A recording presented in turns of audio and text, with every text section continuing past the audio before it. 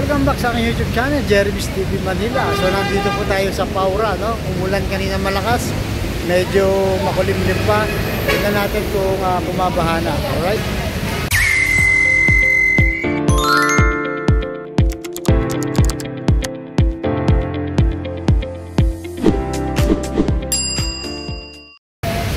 So yan, nandito tayo sa kahabahan ng Top Avenue, no? Sa may Padre Paura. Yan, ito yung laging binabaha kapag umuulan. So parang ngayon umulan ng malakas pero yung puminto kaya wala pong baha. Dati-dati no, bumabaha na. So pagbaybayin po natin, no, hanggang doon sa Paura ay ano tawag dito, United Nation Avenue. Yan, Manila Science. Ito na naman tayo sa Top Avenue. Bihira lang tayo pumunta. Normal ang panahon, maayos po, no? Medyo makulimlim lang pero normal pa rin. So nandito na tayo sa may Manila Science High School, no? Yung world class na pinagawa ni Yorme. Yan, napakagandang eskwelahan po. Lumapit tayo ng konti para makita nyo yung logo. Sahod itaas, 50K dapat. So yun, yung mga estudyante natin. Tingnan natin yung mga estudyante. So yun, may mga estudyante po doon.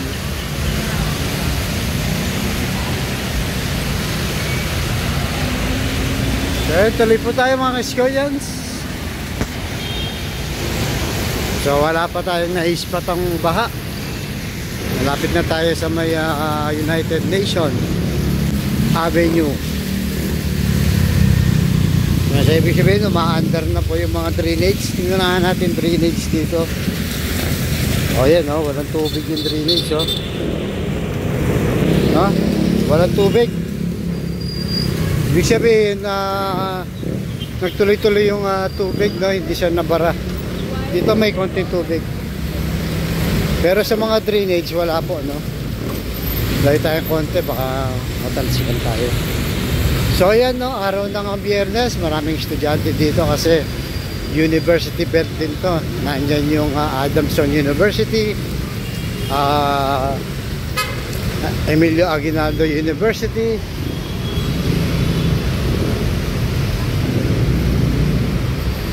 Universidad de Manila. Ayun nga, yung kanina Manila Science High School. So yan po, no, hanggang dito sa may United Nation, walang baha pa. Para malaman yung sitwasyon. So, tsaka wala tayong nakikitang basura mga ka-Iskonians, no? Dati daming nagsikalat dyan.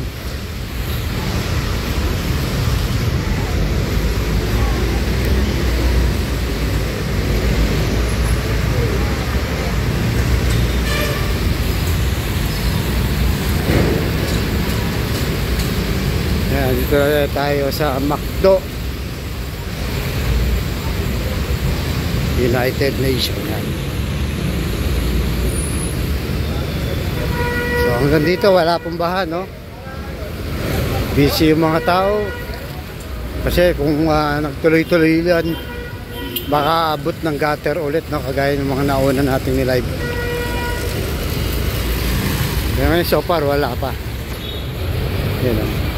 Normal pa po ang lahat.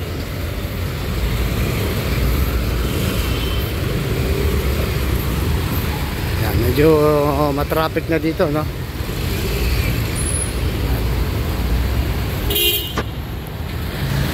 Ito na po United Nation LRT Station.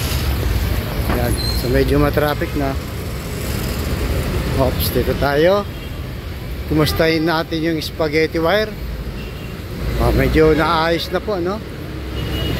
Nag-improve na. Dati ang gulo-gulo ng wire na to. Ito.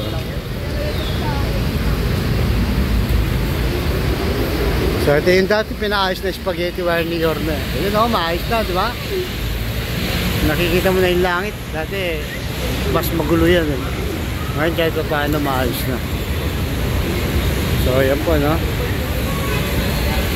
Dito na tayo mismo sa United Nations.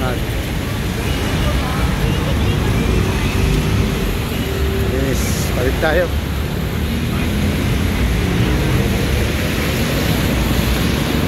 $35 pa kaya. Ito Manila Doctors. May Manila Med.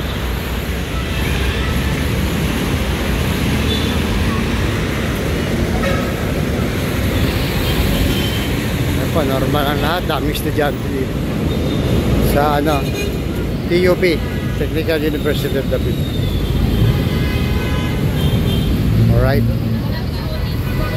So, ayun, dami tao, no? So, pila-pila na po, oh, yung sa LRT. Mahaba na yung pila dito, oh. May mga taxpayer, no? Na kinokolekta ng mga district engineer ng DPWH tsaka ng mga politician. Yan po mismo yung tax. Tuloy lang tayo dito. Malapit ng Kalaw. 5 minutes na.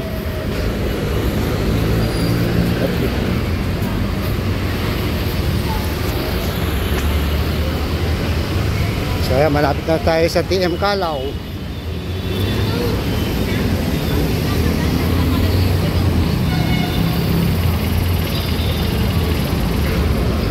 So far, wala pa rin baha, no?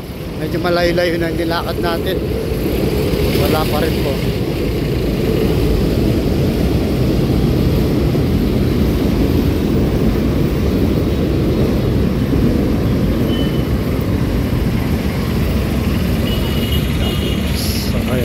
Dami naghihintay ng jeep. So okay na siguro tayo dito, no, mga ka-Iskonians. Kalaw na to, Kalaw Avenue.